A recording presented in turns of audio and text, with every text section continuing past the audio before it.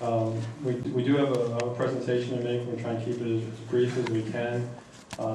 Sort of at the outset, we're going to try to keep the presentation at a high level and not get into project specifics because of the conflict issues that the council members have. But if we end up going in that direction, we're going to have to take a pause, make sure that if we have a conflict issue, we have that council member step away if we end up getting any questions that are more specific like that. So we're going to try and keep the presentation at a high level. Just sort of by way of introduction, then I'm going to turn it over. I've got Frank Rivera, Principal Civil Engineer, Dave Kaplan, Transportation Engineer, who has spearheaded the effort to put together a plan for the Western TDIF.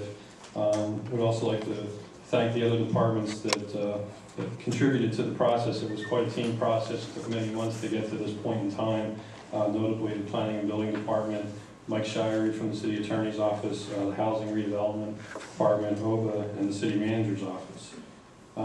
There's a couple of reasons why we're bringing Western TDIF forward for you now. The first reason is over the past couple of years, the city has adopted a number of plans that affect some areas citywide with the general plan update and the urban core specific plan specifically in the west. And with the adoption of those plans, certain levels of roadway improvements were contemplated. And so once those were adopted, then it seemed to make sense to start to put together the fee system that new development would typically have to pay in order to bring our facilities up to speed or add the facilities that we need that development's going to create.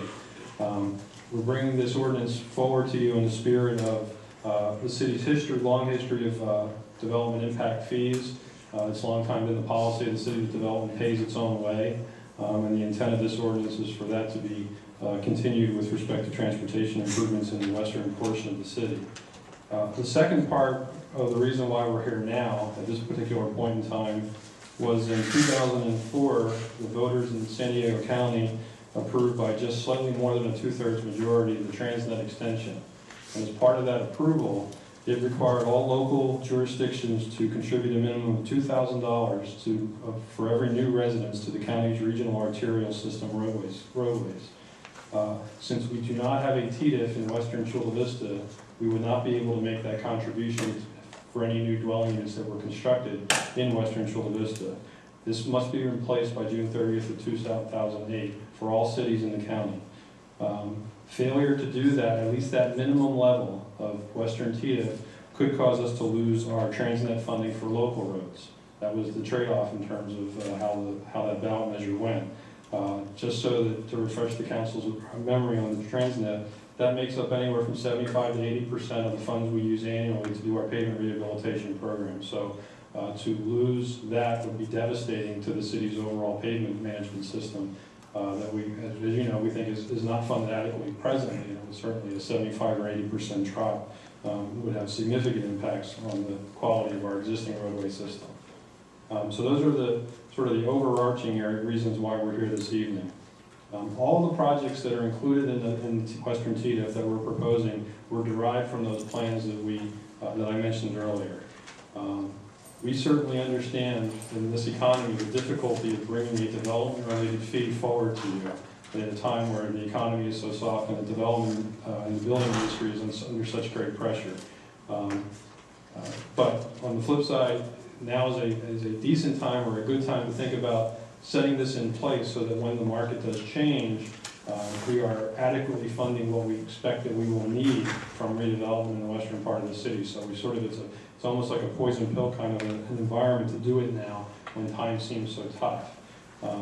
It does also provide a certain level of cost certainty to our development community that no single developer is going to have to bear an inordinate share of a particular project if we didn't have a TDIF in place. If their project were to cause a facility to go into a failure condition. So lots of reasons why we're here this evening. I did want to mention before I turn it over to Frank to go through the presentation, there has been some discussion about some of the freeway-related projects, and not to get into that specifically, but it has been, this program does include some freeway-related projects, which is very consistent with what the city has done in the eastern part of the city with respect to the TDIF. The eastern TDIF has contributed, by my calculations, over $12 million to various freeway improvements along the 805 corridor. Improvements at Main, Orange and Olympic, H Street, Telegraph Canyon over the years. And so the idea of adding money to the freeway system The I-5 corridor is not something that is unique or different than what we've done in the past with respect to freeway projects. So with that, I'm going to turn it over to Frank to actually go through the presentation. Good evening, Mayor and City Council. Today we'll be presenting a report on establishing the new TDIF Transportation Development Impact Fee for those projects located west of Interstate 805.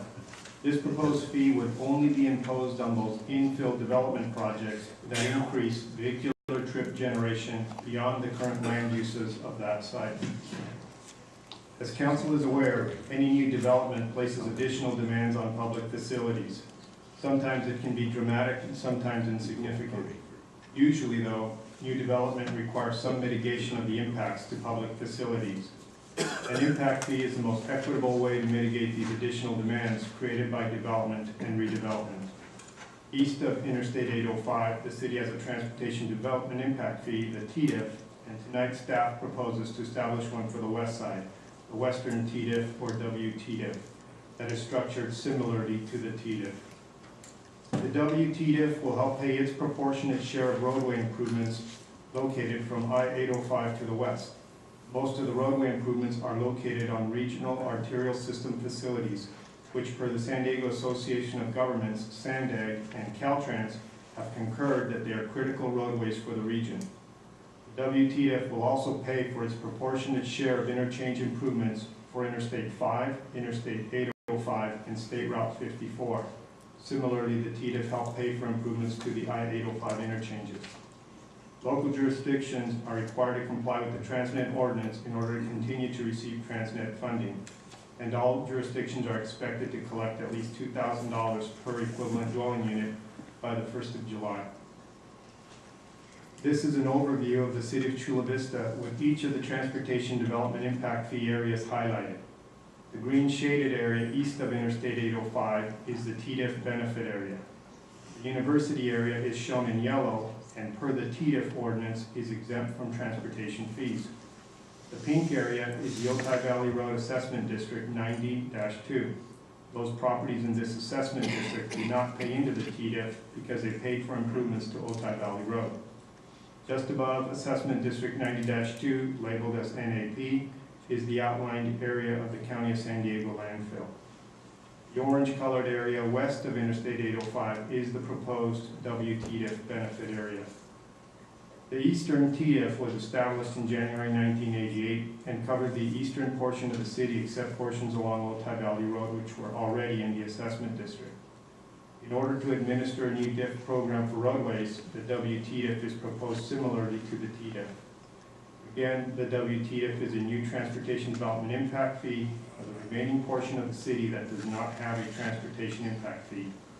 The existing Eastern TDIF program cannot pay for improvements located west of Interstate 805. The proposed program for the westerly side of the city is estimated at $63 million on improvements totaling an estimated $380 million. A regional arterial system roadway is defined by the following criteria. It must provide a direct connection between communities, provides a link to areas with high concentration of population or employment, provides a link to activity centers like hospitals, retail centers, entertainment centers, hotels, colleges, and universities, provides access to intermodal facilities such as freight yards, ports, military bases, or airports. Listed on this slide are those roadways within the City of Chula Vista that are designated on the regional arterial system. Those roadways located within the WTDIF benefit area are shown in bold font. Those not highlighted are in the TDIF or in Assessment District 90-2. This slide shows the regional arterial system roadway within the WTDIF benefit area. Broadway, Bonita Road, E Street, H Street, Orange Avenue and East Orange Avenue, Palomar Street, and Main Street. During the next update with SANDAG, the city has already asked that those major roadways west of Interstate 5 be added to the regional arterial system.